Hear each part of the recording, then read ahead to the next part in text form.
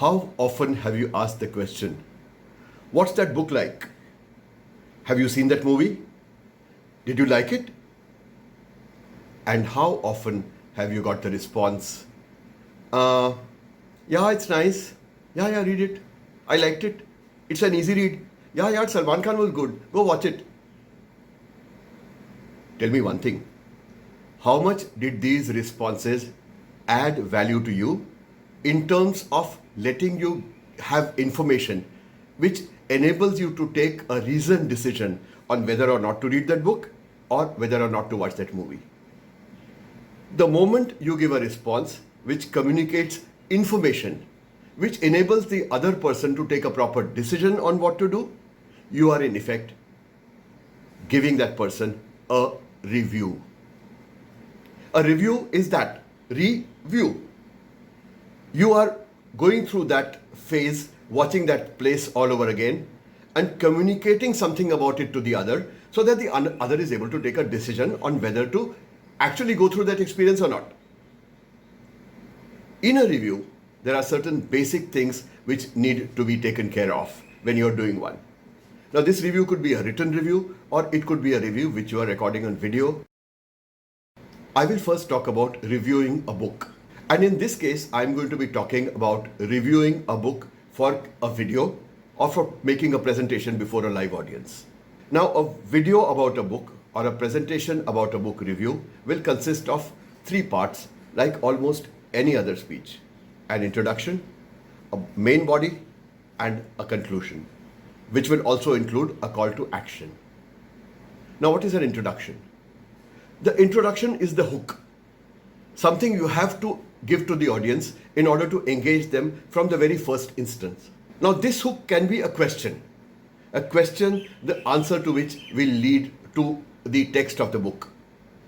It could be a story from the book. It could be a strange fact taken from the book. It could be any of these things, or a humorous anecdote mentioned in the book, or some kind of humorous connect which you have the book.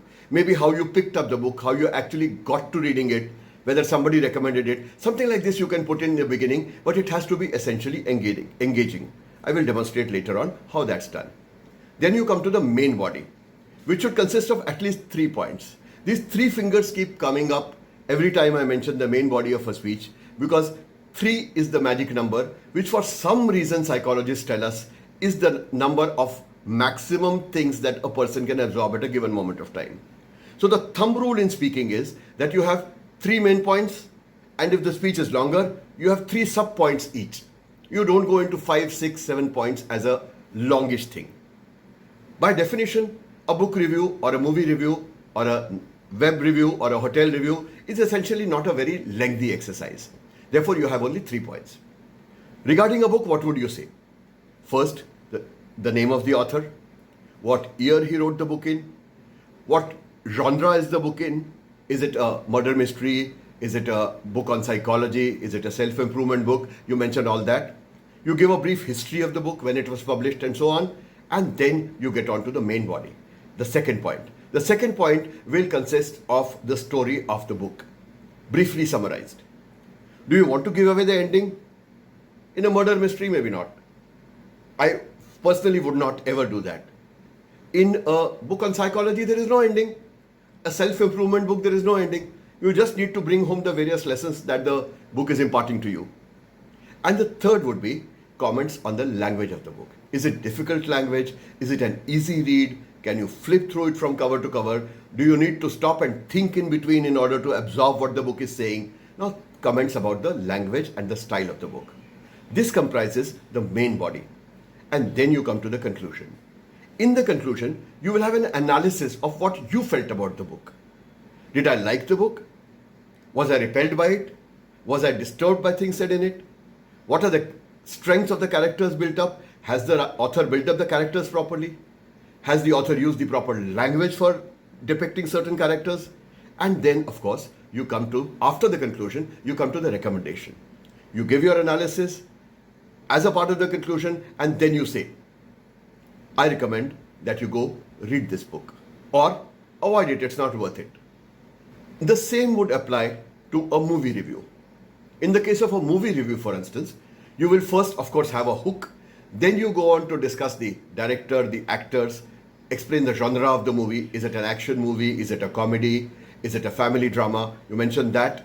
Then you give briefly the plot of the movie, exactly like you would do in the case of a book. And in the end, analyze the acting, give comments about that, analyze the camera work, analyze the locale and the settings, and then make a recommendation about whether the person should actually go and see that movie or not. I have reviewed, in addition to movies and books, hotels and travel sites. I am an avid traveler, and whenever I go to any place, I make sure that I put up a review on TripAdvisor about the places I have visited. So I must be having some well over 600 reviews on TripAdvisor at the moment. Now, those reviews again are things in which I try to mention things which have not been mentioned before, so that people look at them, get interested in the place, and decide whether to go there or not.